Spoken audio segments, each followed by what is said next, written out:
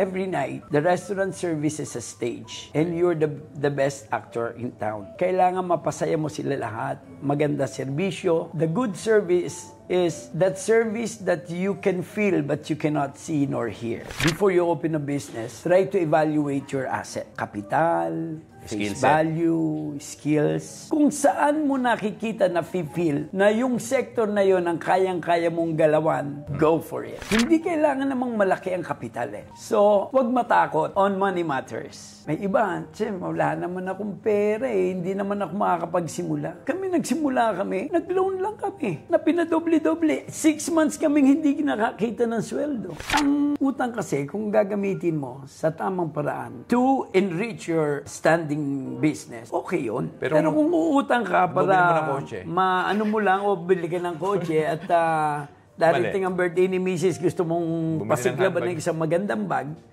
mali yun. In choosing a partner, kailangan yung isa magaling sa kwento, yung isa magaling sa kwenta. Tama. Dahil kung kwento lang ang mananaig, mali ang kwenta, lulubog ang business mo. So hindi rin po pwede. Kung kwenta lang ang magaling at yung kwento ay mali at hindi maganda ang raporto sa kliyente, babagsak din business mo. So, it has to be a combination of the two skills. Kwento, kwenta.